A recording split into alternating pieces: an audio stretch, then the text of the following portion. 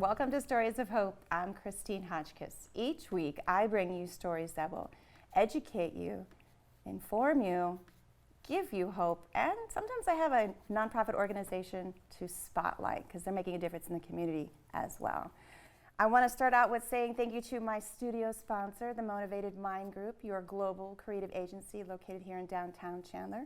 And today's episode is sponsored by Where You Be, a laid-back coffee shop with hot and cold beverages, and a espresso bar, and fresh baked selected goods for your palate. Today, my guest is Steve Murphy. He's an Arizona native, founder of nonprofit Boys to Men Mentoring here in Greater Phoenix. He left a long corporate career in sales and operations in 2018 and runs Boys to Men full-time. Boys to Men Mentoring offers early group mentoring in middle and high schools, mostly fatherless boys ages 12 to 18. Steve lives here in Phoenix and is blessed to have 4 kids and 7 grandkids. Please help me welcome my guest today, Steve Murphy from Boys to Men. Welcome. Thanks, Christine. Glad to be here. Yes. Wow. I don't have grandkids, but you know what? That day will come. And what you do, you don't even have to have grands to keep you busy. You have a group of boys that are constantly going through your life, and I hope that they stay in touch with you. So Boys to Men. I did a little research, and it was found in La Mesa, California, and in 1996, I believe it was. Mm-hmm. And the story behind that, I was actually going to let you give that because you're the Phoenix location. So give us a little bit more about that. So the men in the San Diego area realized that they actually had neighborhood moms coming to them saying, "Please help my son's getting in trouble." And so they basically started kind of a outward bound, taking boys camping, and they realized it really wasn't impactful. It wasn't long term. So over time, they converted and they started doing mentoring in schools, working with boys 12 to 18, so that's 7th grade through senior year. And what's amazing is people around started to hear about the work they were doing, and they said, "Hey, what's going on?" And they just handed them the manual. So now there's 14 centers in the United States that are all independent, not 501c3s. There's a couple in Canada. They're all over Europe. One just opened up in Germany. So it really is the founded on the generational tradition of the elders have to watch out for the next generation, or else we as a society are in trouble. And I will say that I know you can agree with on this one is the generations are changing, and the needs and the resources are different for each generation, and the information that we can give to one generation may be received differently from the next generation. So you're hoping that whatever that manual is, which I should have been born with a manual so I could have figured this out, but that doesn't happen. I didn't get mine either. That's okay. It would be helpful, but because there isn't that, I think life is about all the different learning processes. And so one of the things I saw is the mission is empowering teen boys to follow their dreams. Now, to follow your dreams sounds like a big thing, right? We're not even sure what it is when we're a kid, but we know there's something that we want to do more than where we're at that time. Even as an adult, I feel that same way at my age. I know there's programs. Tell me, how do you empower these teen boys? Because that's a tough thing for teenage boys. Most mentoring organizations are career or academic. The boys we work with see their grades improve. They have improvements in their behavior. They have a deeper understanding of social emotional factors. But we're not tutors. We're not counselors. We're not really focused on driving them to a place. We're not there to teach them anything. So the Boys to Men process is basically a lot of open-ended questions. We show up. It's a guided process. So we sit shoulder to shoulder versus a teacher or a counselor where it's counselor-client. That's a directed model.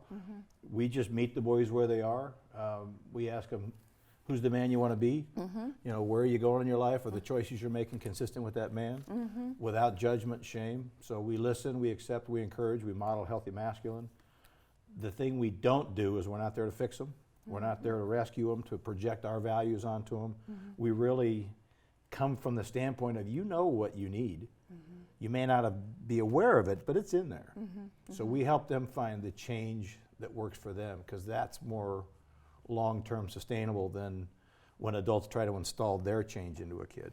Well, and it's great that you say that, because when you were just talking about the model of being direct with it, it's a counselor and a client or a student, and you're coming to that level, it's easy, even if we're at our own age, where someone comes to us, I'm like, I don't understand that. Could you not bring it down a notch or two so I can understand it? Just because we're adults, I tell some kids I was standing in front of a week ago, just because we're adults doesn't mean we have all the answers.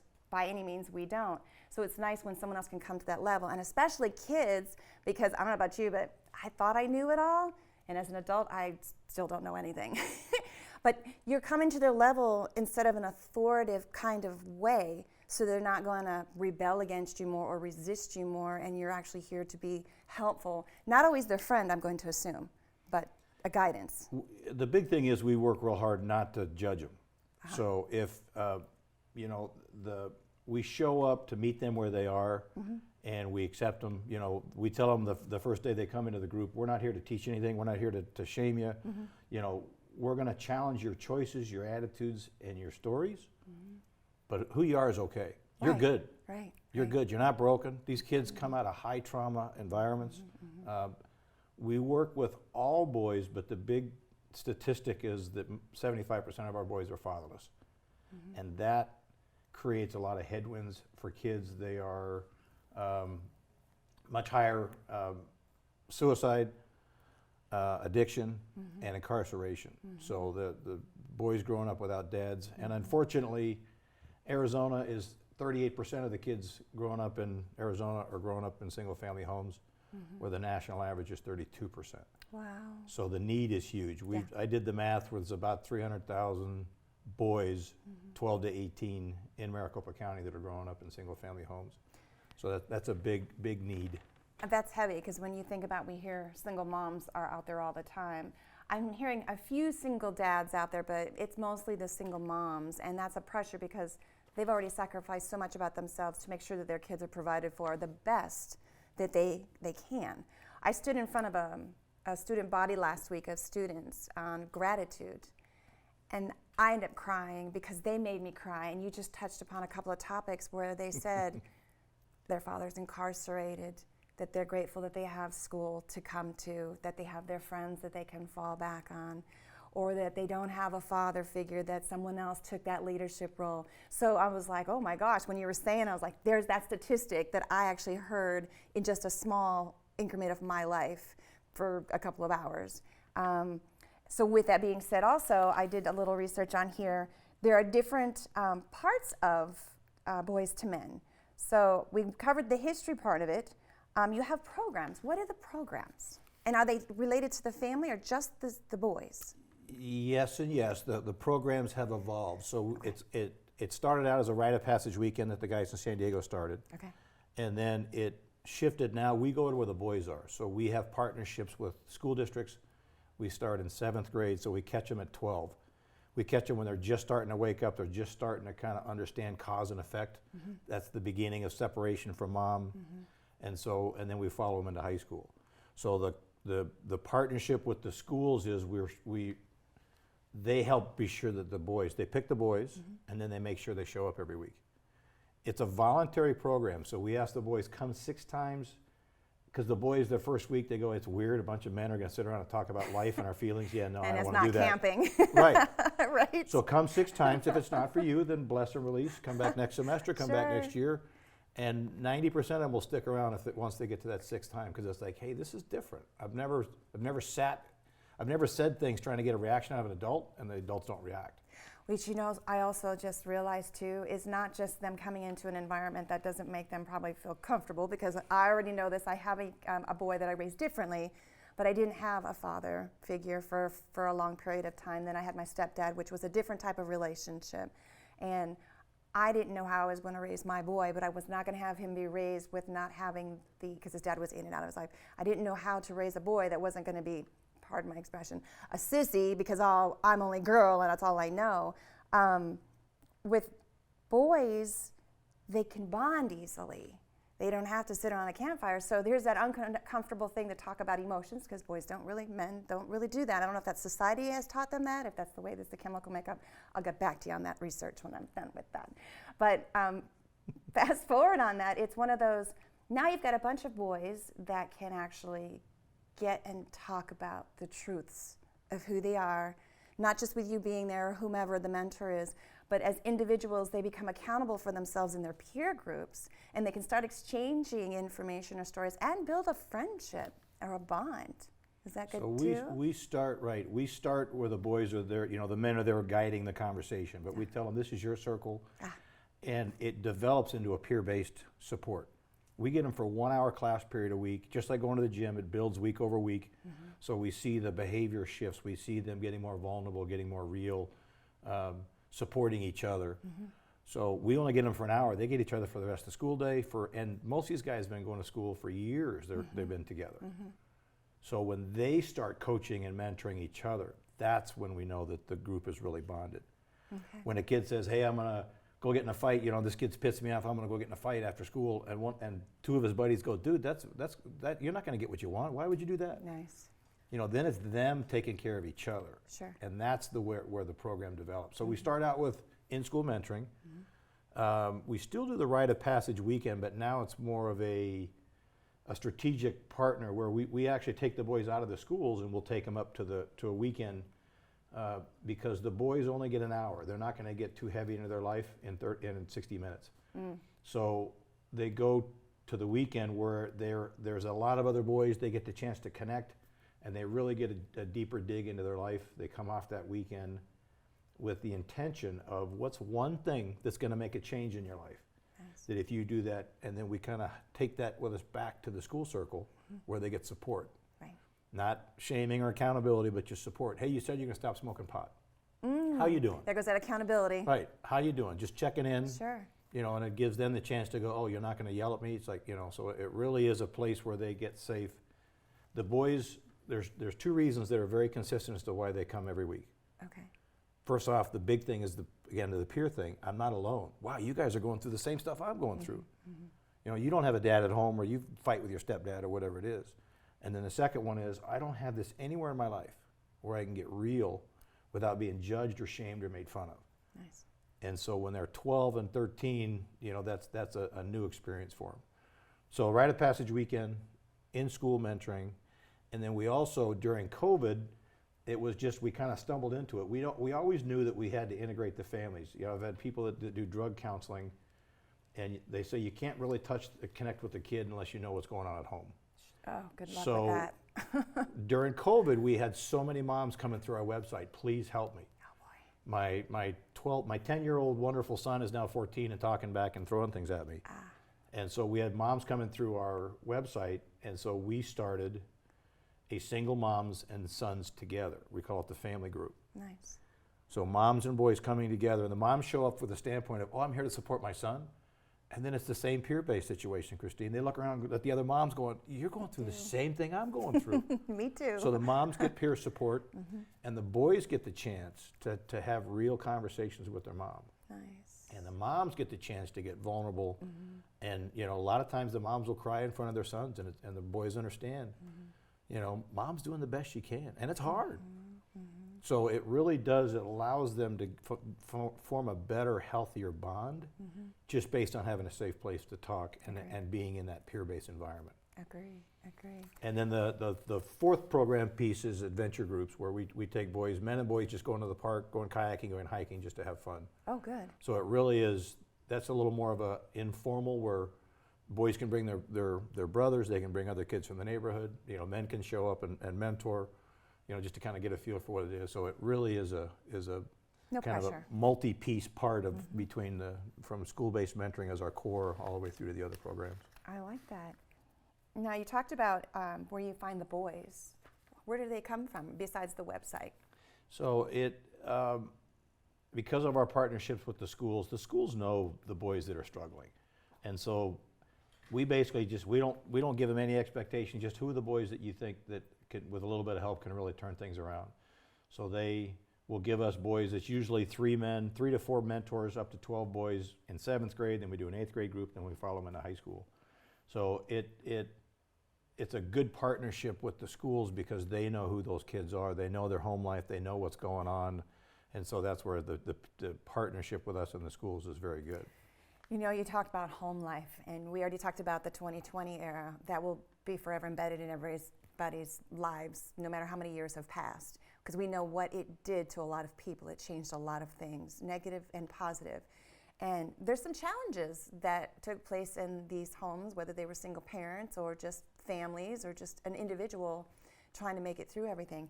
The challenges, I'm going to say, for these single moms, where do they come into play? Well, during COVID, it was hard because in a lot of families, the school was the safe place. Home, you know, there's who knows what's going on at home. Right. So many families. There's two families or grandparents, or there's multiple people in the house. So we usually connect with the boys first. We use the school-based stuff, then the adventure groups, and then we kind of start to figure out who the moms are and what their support are.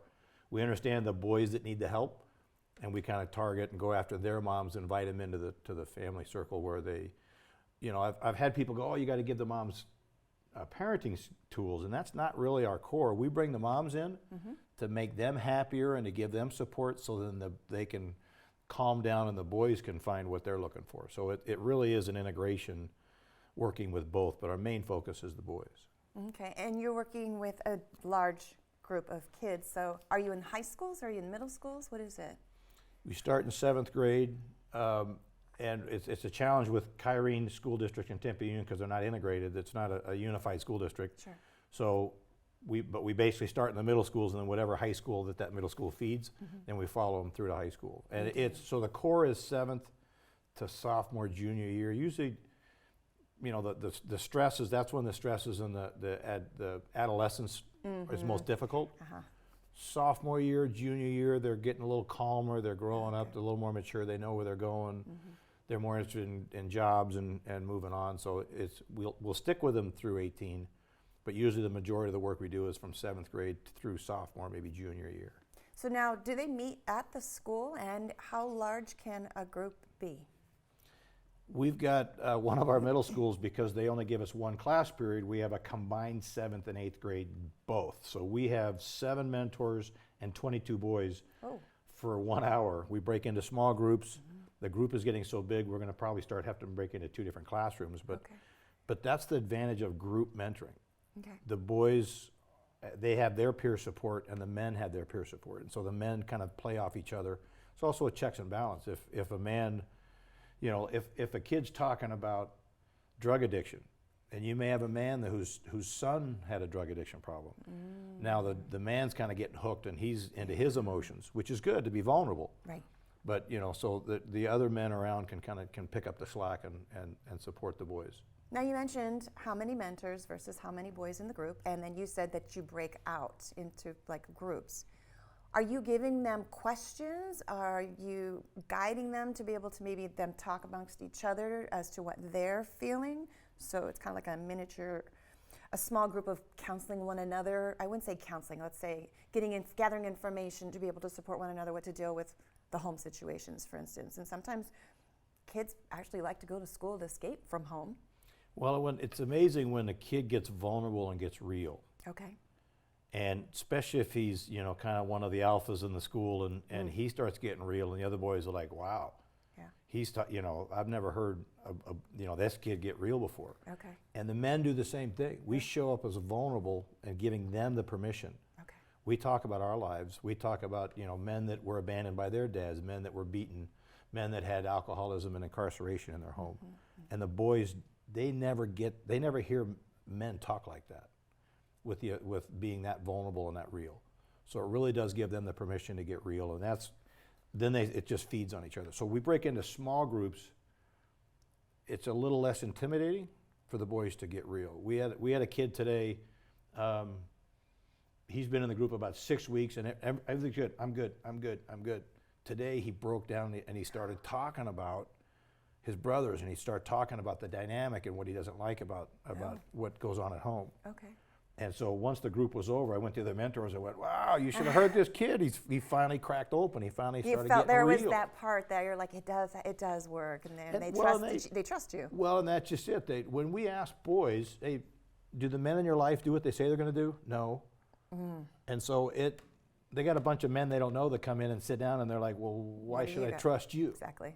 So it takes a while for them to trust us. Okay. That's why we come in without any kind of real agenda or we're not trying to project our values onto them. We have a topic, but the boys check in on that topic, but they get the opportunity. If we're talking about addiction, and one of the boys gets into homelessness or whatever else, man, we'll go wherever the kids want it to go.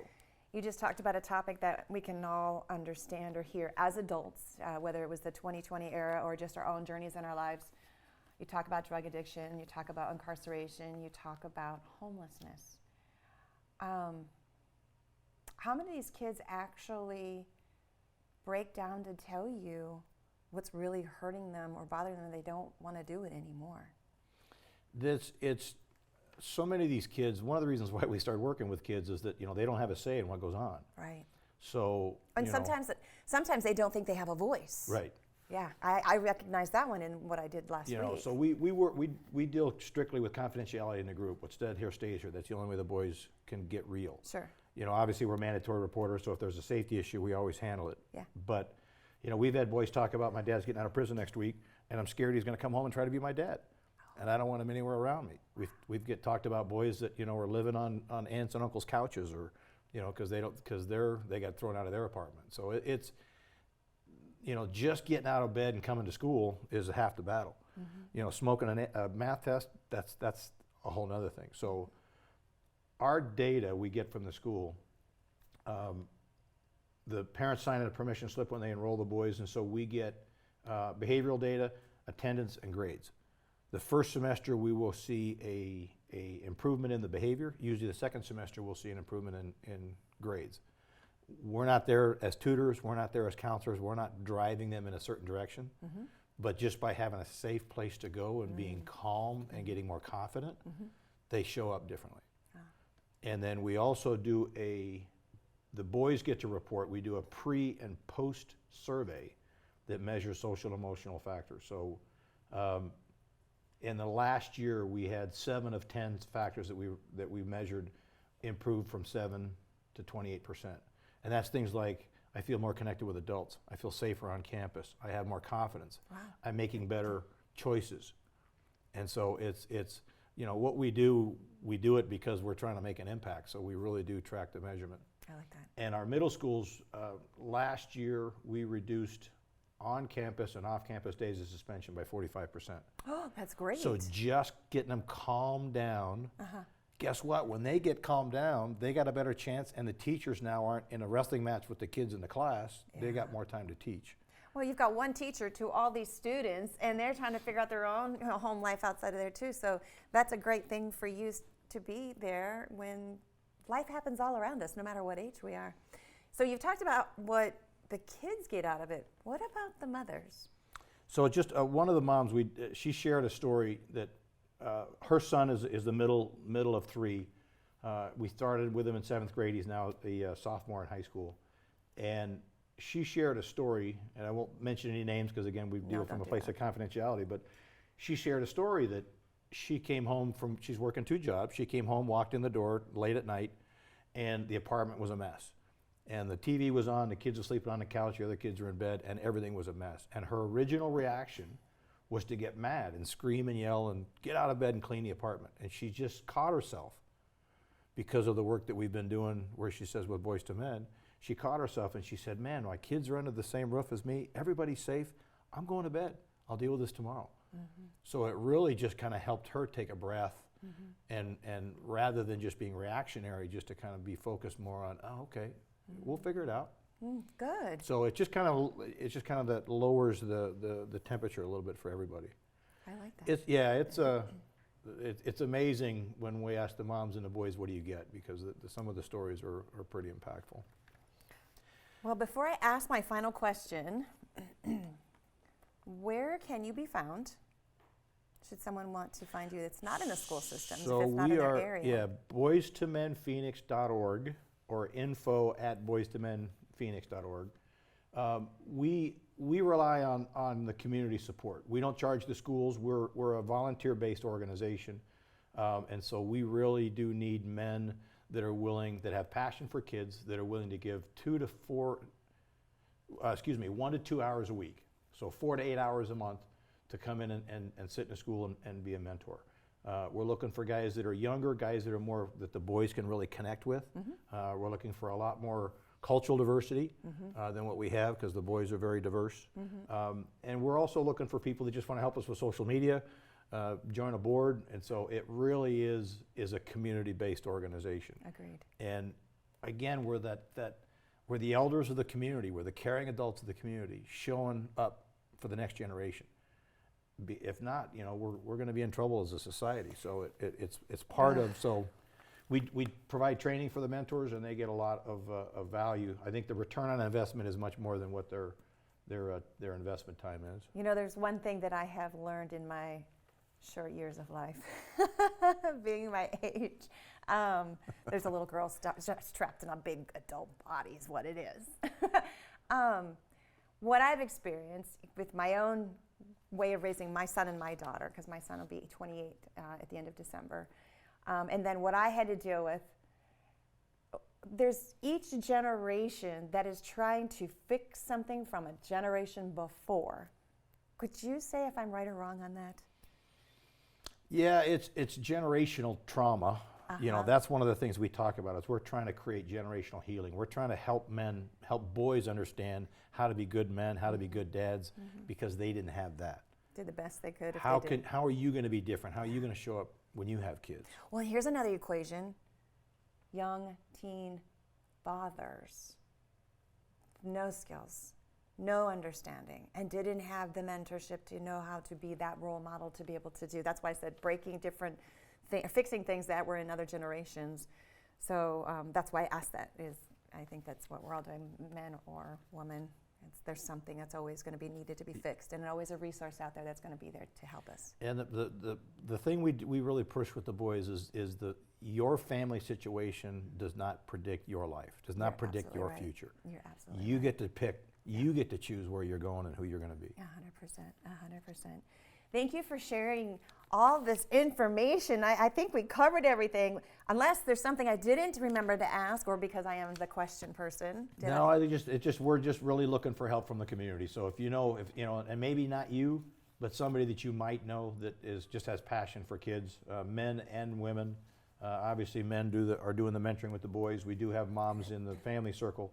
But we just need people that are willing to help and show up and support kids and families. And going to the website, they can find that information, inquire, Correct. find out more about the programs, where they're at. BoysToMenPhoenix.org. Or even have one in their area, because this is a podcast that's seen and heard wherever.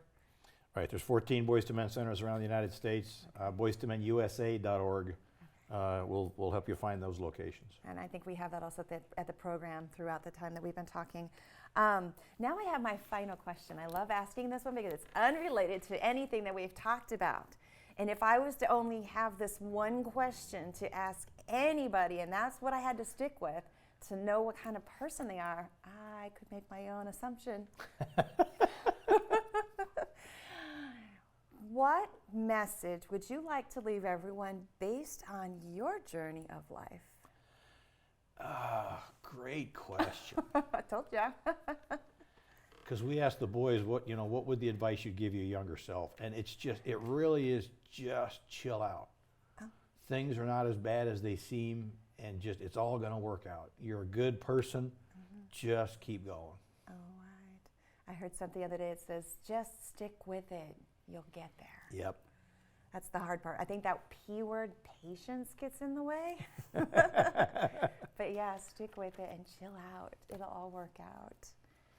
Thank you Thank again. you. Yes, it was a pleasure. Yes, absolutely. Oh. Thanks for having a conversation with me. Absolutely. I want to thank my sponsors, the Motivated Mind Group, your global creative agency here in downtown Chandler, and Where You Been, a laid-back coffee shop with hot and cold beverages and espresso bar, and amazing baked select goods for your taste buds. If you have a story you want to share, know someone who has a story, or you have a nonprofit organization in your community making a difference and you want me to spotlight them, please email me to the address of stories@christinehotchkiss.com. Until next time, everyone, I wish you well, and you take care.